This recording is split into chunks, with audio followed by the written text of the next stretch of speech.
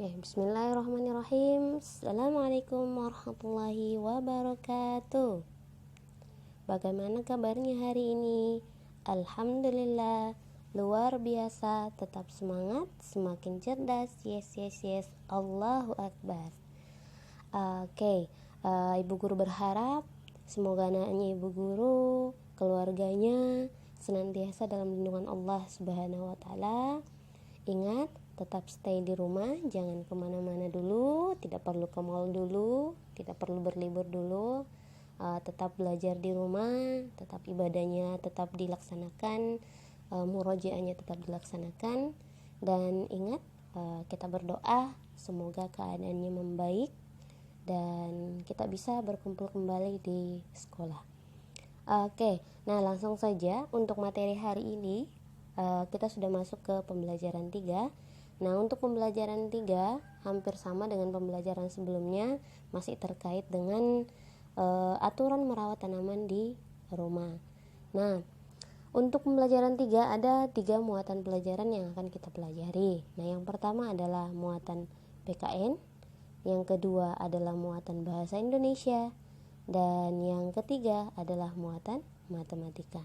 Nah, sebelum Ibu masuk ke muatan bahasa Indonesia dan muatan matematika, terlebih dahulu Ibu guru akan menjelaskan muatan pelajaran PKN. Nah, untuk muatan pelajaran PKN yakni aturan merawat tanaman di rumah. Untuk aturan merawat tanaman di rumah sudah pernah Ibu guru jelaskan pada pembelajaran 1 tentang apa saja sih aturan merawat tanaman di rumah.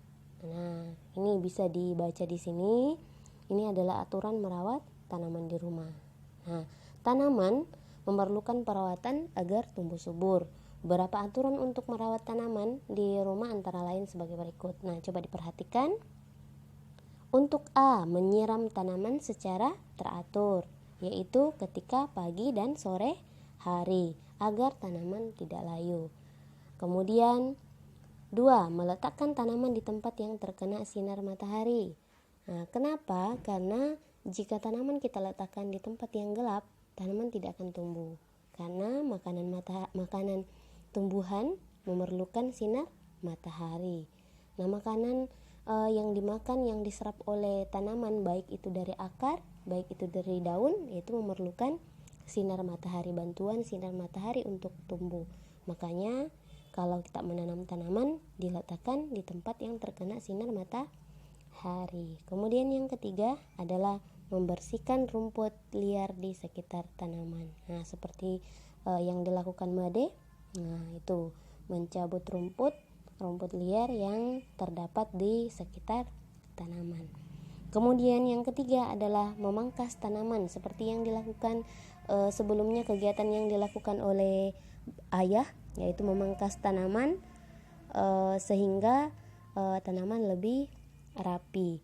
Untuk yang kelima adalah memberi pupuk secara teratur agar tanaman tumbuh subur. Jadi kelima aturan ini harus anaknya ibu guru pahami. Jadi ada 5 aturan merawat tanaman di rumah. Yang pertama, menyiram tanaman secara teratur, yaitu pagi atau sore hari agar tanaman tidak layu. Meletakkan tanaman di tempat yang terkena sinar matahari, membersihkan rumput liar di sekitar tanaman, memangkas tanaman hias agar rapi, dan memberi pupuk secara teratur agar tanaman menjadi subur. Lanjut.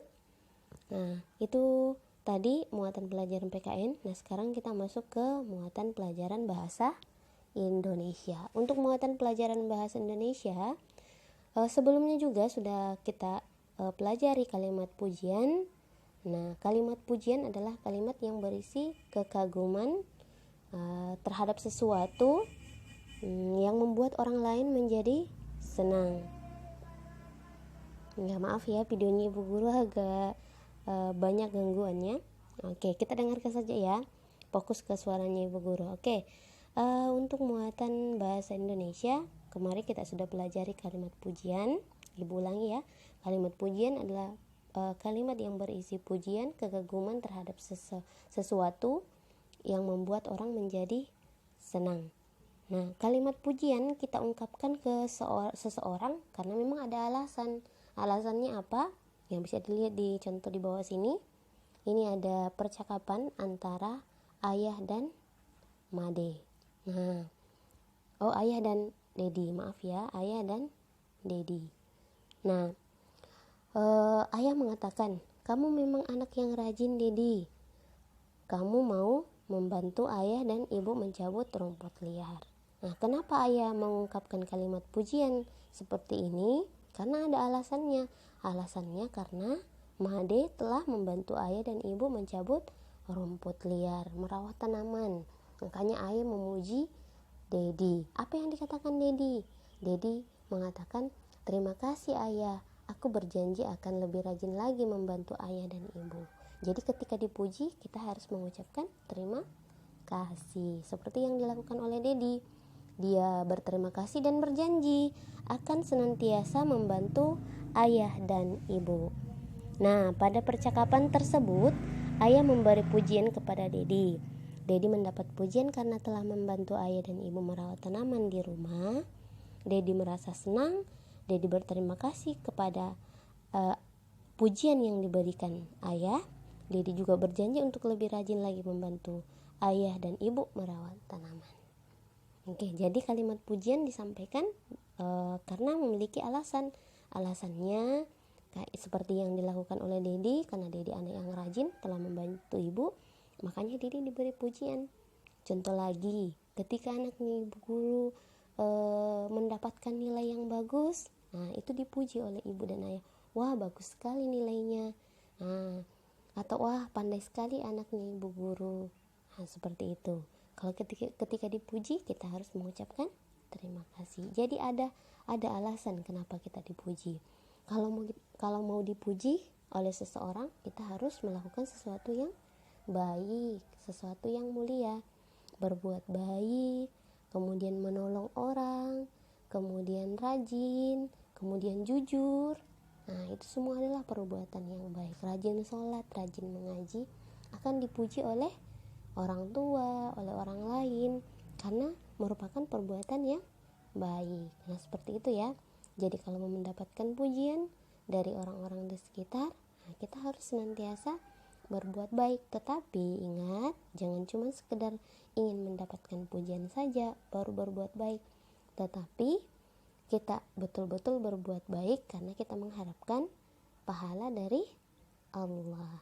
Ingat ya anaknya ibu guru ya, selain mendapatkan pujian, kita juga mendapatkan pahala dari Allah Subhanahu wa taala.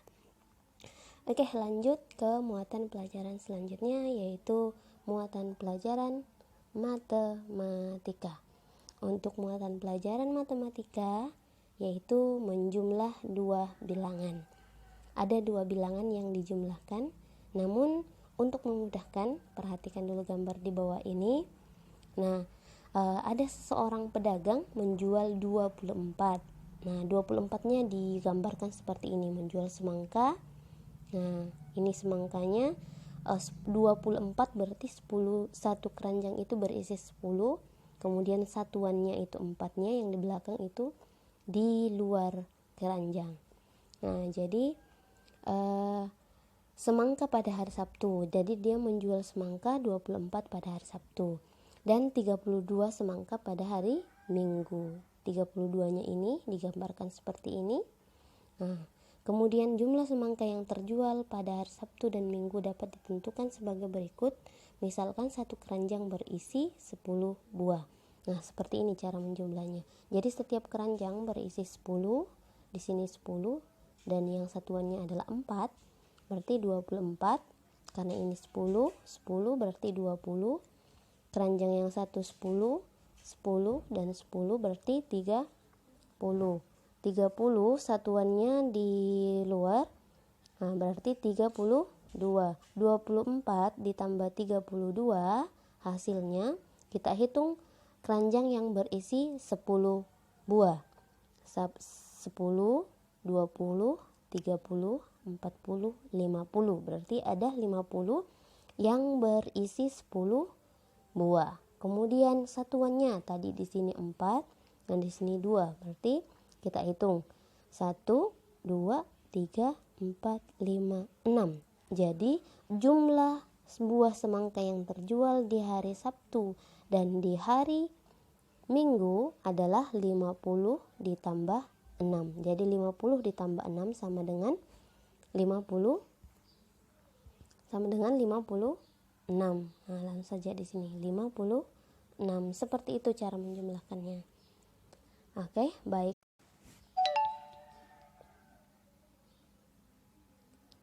Oke, untuk menyelesaikan soal yang di atas tadi, Ibu Guru juga punya cara yang lebih mudah, yang sering Ibu Guru ajarkan juga di kelas, semoga masih diingat semua. Jadi caranya yaitu dengan cara bersusun pendek. Nah, tadi contohnya adalah 24, yang ini 24, ya, 24 ditambah dengan 32. Nah, itu dengan cara bersusun pendek seperti ini.